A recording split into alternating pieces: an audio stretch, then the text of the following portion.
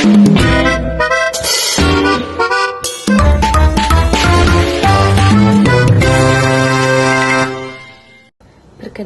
nama saya Elsa Daipua dengan NIM 250711010101.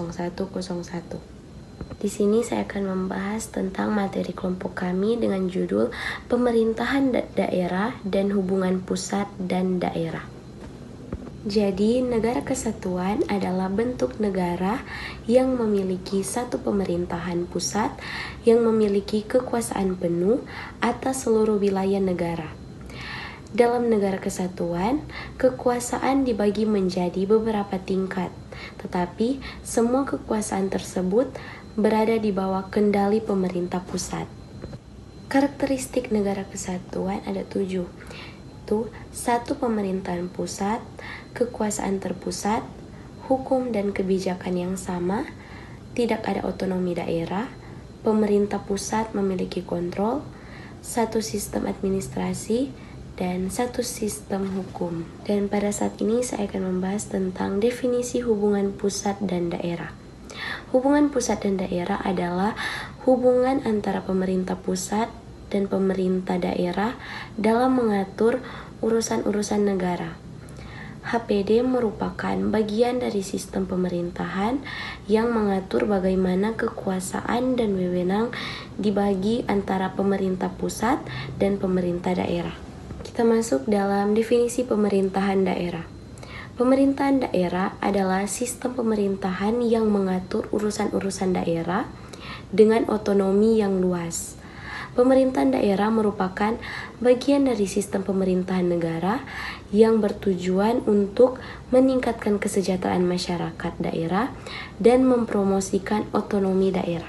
Masuk dalam fungsi dan kewenangan, yaitu pelayanan publik.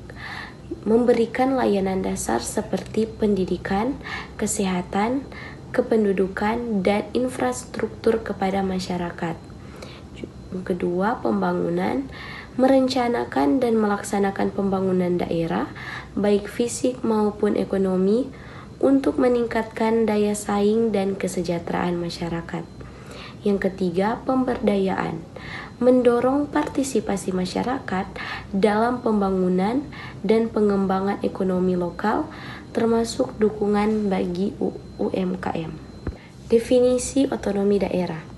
Otonomi daerah adalah hak, wewenang, dan kewajiban yang diberikan kepada daerah otonom untuk mengatur serta mengurus sendiri urusan pemerintahan dan kepentingan masyarakat setempat. Hal ini dilakukan berdasarkan prakarsa sendiri, aspirasi masyarakat, dan sesuai dengan peraturan perundang-undangan yang berlaku dalam sistem negara kesatuan Republik Indonesia.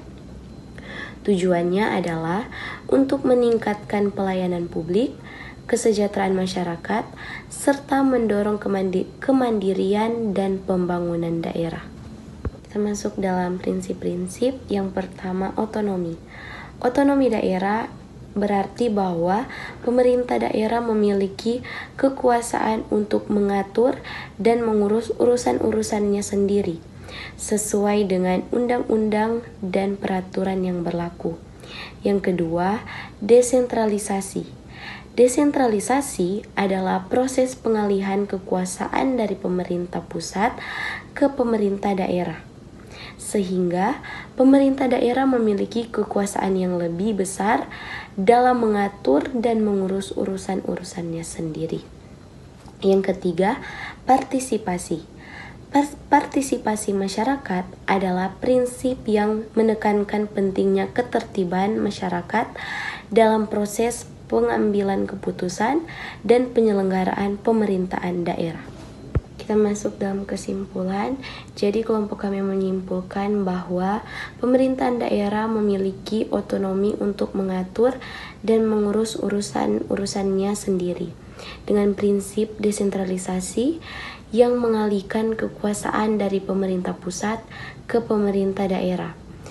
Partisipasi masyarakat juga sangat penting dalam proses pengambilan keputusan.